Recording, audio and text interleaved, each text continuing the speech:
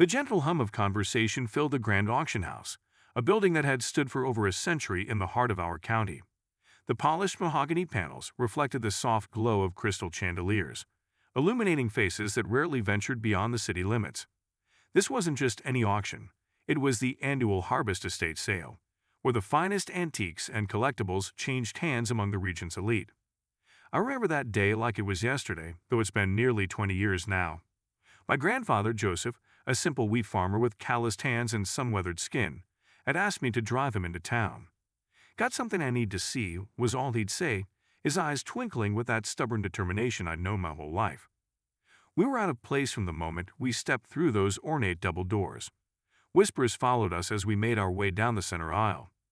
Grandfather's worn overalls and dusty work boots stood in stark contrast to the tailored suits and designer dresses surrounding us. I noticed Mrs. Blackwood, the banker's wife, raise her eyebrows and lean toward her husband. The auction house director, Mr. Reynolds, barely concealed his disdain as he handed grandfather a bidding paddle. "Perhaps you've wandered into the wrong event," he suggested, not bothering to lower his voice. "The farm equipment auction is next weekend." Grandfather simply nodded, clutching the paddle like it was made of gold. "I know exactly where I am, son."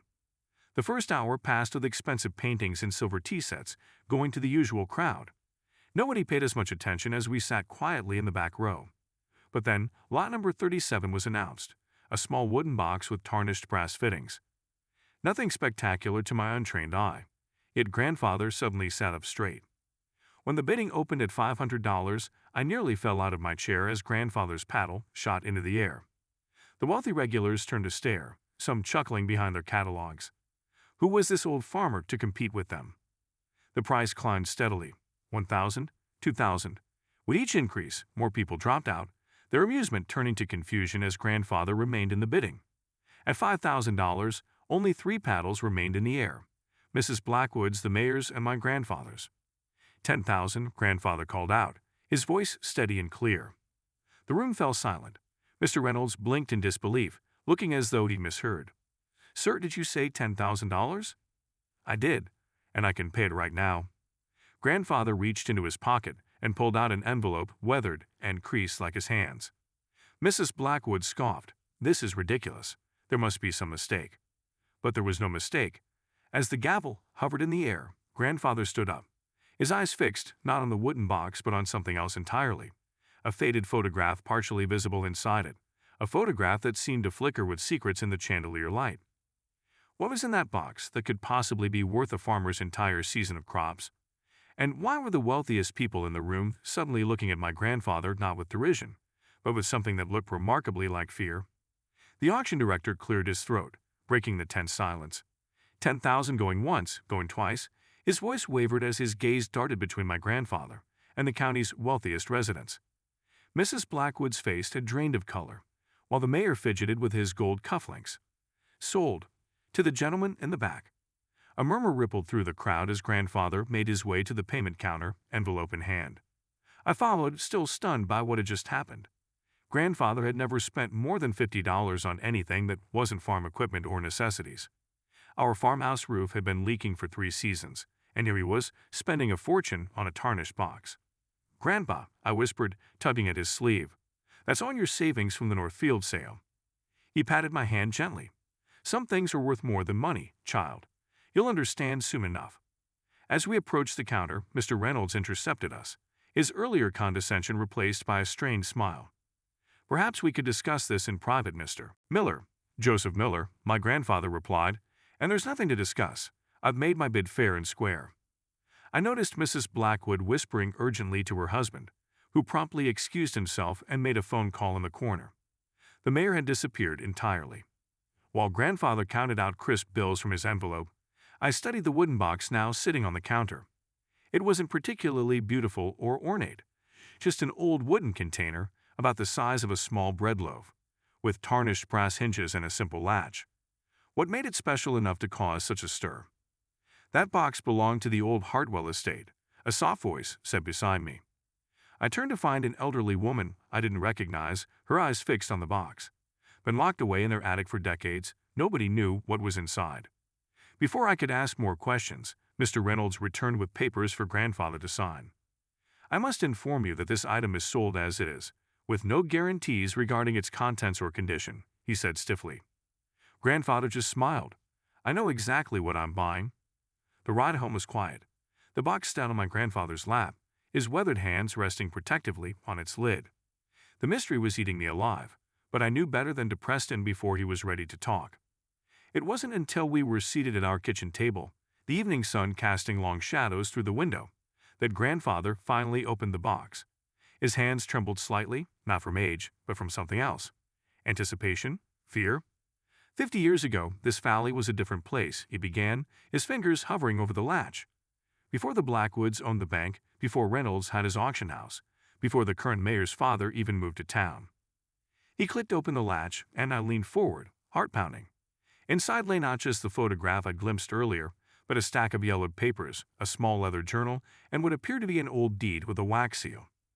"You see, child, there's a secret buried in this valley's history. A secret that certain families have worked very hard to keep hidden." Grandfather carefully lifted the photograph, and as he turned it toward me, a name scrawled on its back caught my eye. A name I recognized from our family Bible. The porch steps creaked outside our kitchen door, and Grandfather quickly closed the box. "Someone's coming," he whispered, his eyes suddenly alert. "I don't think they're here to welcome us home." Grandfather slid the box under the table and nodded toward the hallway closet. I understood immediately and tucked it away behind the winter blankets, just as 3 sharp knocks rattled our front door. "Evening, Miller," came a gruff voice as soon as Grandfather turned the knob. Sheriff Dawson stood on our porch, thumbs hooked into his belt loops. Behind him, partially obscured in the shadows, stood Mr. Blackwood and the mayor. The banker's expensive cologne clashed with the scent of freshly turned soil from our fields. "Gentlemen," Grandfather said, his tone even, "what brings you out to the farm this late?" The sheriff cleared his throat. "Just a routine matter. There's been some question about an item at today's auction. Seems there might have been a misunderstanding about its provenance." "No misunderstanding," Grandfather replied. "I paid fair and square." Mr. Blackwood stepped forward. In the fading light, his tailored suit seemed almost black. "Joseph, let's be reasonable. That box and its contents were never meant to be sold. A clerical error. We're prepared to offer you double what you paid." The mayor nodded eagerly. "$20,000, Miller. That would fix your roof, buy new equipment. Hell, you could take a vacation. When's the last time you saw the ocean?" I watched my grandfather's face carefully. Not a flicker of emotion crossed his weathered features, but I knew him well enough to see the subtle tightening around his eyes. He was angry. The auction was public. The sale was legal. The box is mine. He started to close the door, but Sheriff Dawson's boot slid into the gap. "Now, Miller, don't make this difficult. That box contains old papers, worthless to you, but sentimental to some of the founding families. Hand it over, take the money, and we all go home happy." My blood ran cold at the word founding. Grandfather had mentioned our ancestors were among the original settlers of the valley, but our name never appeared on any of the historical markers in town. "Good night, gentlemen," Grandfather said firmly, pushing against the door until the sheriff reluctantly withdrew his foot. We locked it behind them, listening to their hushed, angry whispers as they retreated to their cars. "They'll be back," I said, retrieving the box from its hiding place. Grandfather nodded. "With a warrant, most likely. We don't have much time." He opened the box again and carefully spread its contents across our kitchen table. "Your great-great-grandfather kept meticulous records," he said, pointing to the leather journal. "He was the county surveyor back in 1876. I picked up the journal carefully, the leather soft with age. Opening it revealed tight, precise handwriting and detailed maps drawn by hand. "The valley wasn't always divided as it is now," Grandfather explained. "Before the railroad came through, all the farmland from the river to the eastern ridge belonged to 4 families working together: the Millers, the Cartwrights, the Habershams, and the Rogerses." He pointed to the deed. "This is the original land grant, signed by all 4 families. Equal shares with profits to be divided accordingly." His finger tapped on a particular paragraph, "including any mineral rights." Understanding dawned slowly. The coal mine on the north side. Grandfather nodded. "Discovered in 1892 on what was supposed to be communal land. But suddenly the property lines changed. New deeds appeared. The Blackwoods, who just opened the bank, helped the Cartwrights forge new documents. The Habershams were bought out for pennies. And the Rogerses? What happened to them?" I asked, though something in my gut told me I didn't want to know. Grandfather slid the photograph toward me. It showed a group of men standing proudly in front of a large farmhouse. Our farmhouse, though newer and grander than I'd ever seen it. The Rogerses disappeared one night. Their farm burned to the ground. Officially, they left town after the tragedy. He turned the photograph over. On the back was written, "Last meeting of the True Valley founders, 1893," followed by 4 names, including Thomas Miller and Walter Rogers. The mine made the Cartwrights wealthy beyond imagination. They eventually became the family we now know as the Blackwoods. The Habershams changed their name too, to something more respectable for politics. "The mayor's family," I whispered. A sudden flash of headlights swept across our kitchen window. Grandfather quickly gathered the contents back into the box. "There's more," he said urgently. "The back page of the journal. Your great-great-grandfather suspected foul play in the Rogers disappearance. He kept evidence, but was afraid to come forward."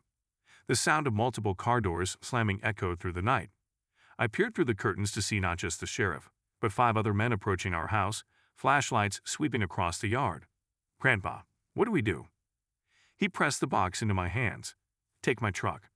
Go to Rita's diner in the next county. Ask for her brother, the lawyer."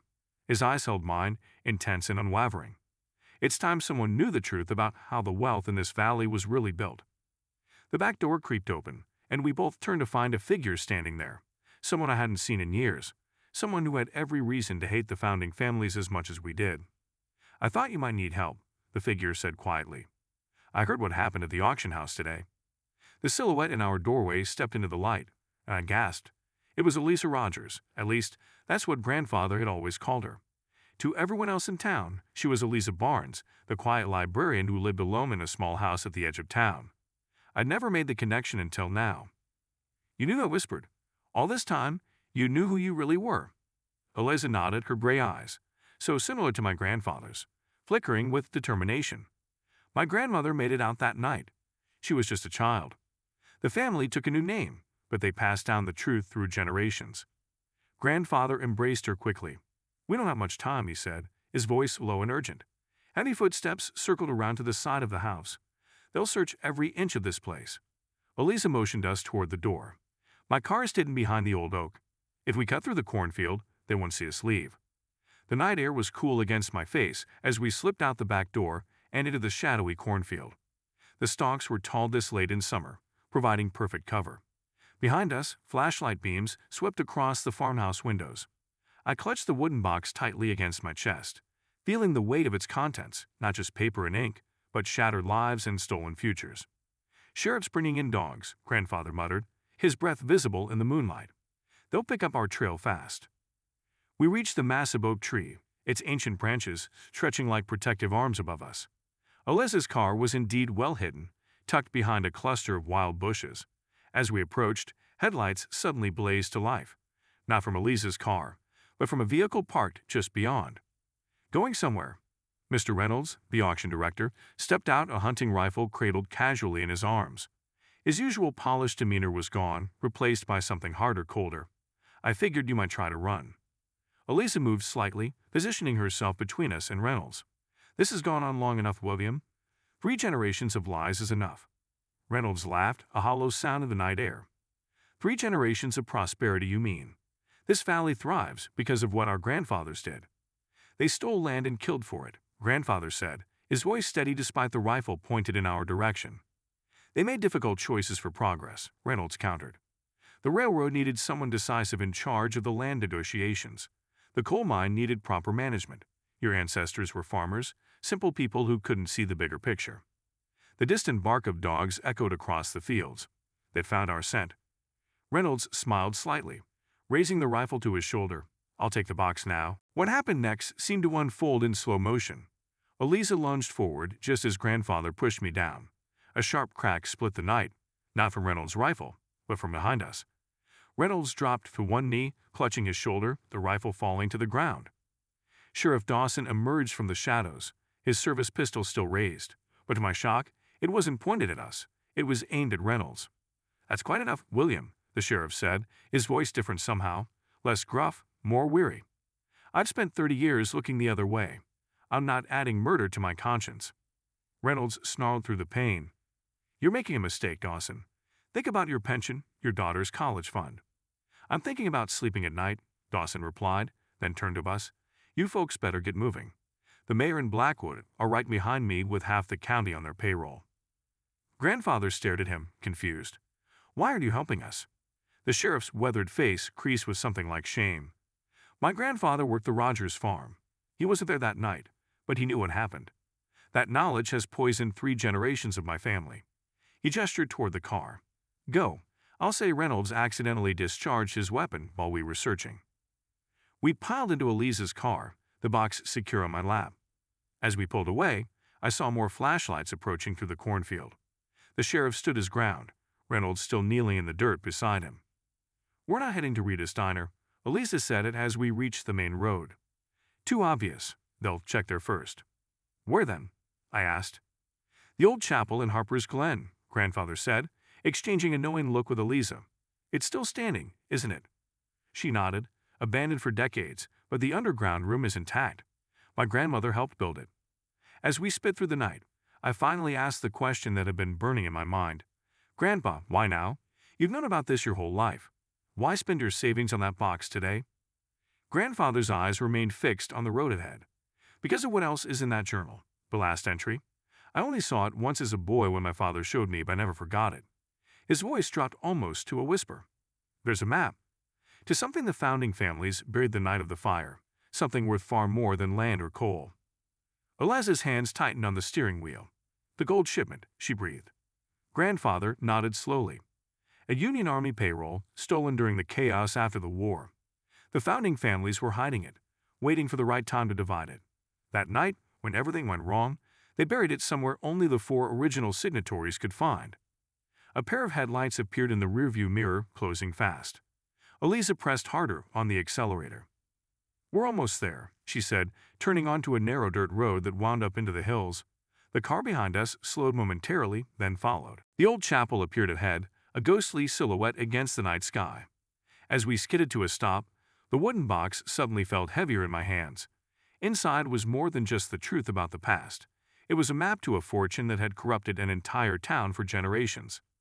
The pursuing car's headlights illuminated the chapel's broken windows as Eliza led us to a weathered door almost hidden by overgrowth. Behind us, car doors slammed. Voices called out.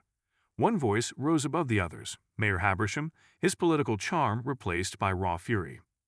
You have nowhere to go, Miller. That gold belongs to the founding families.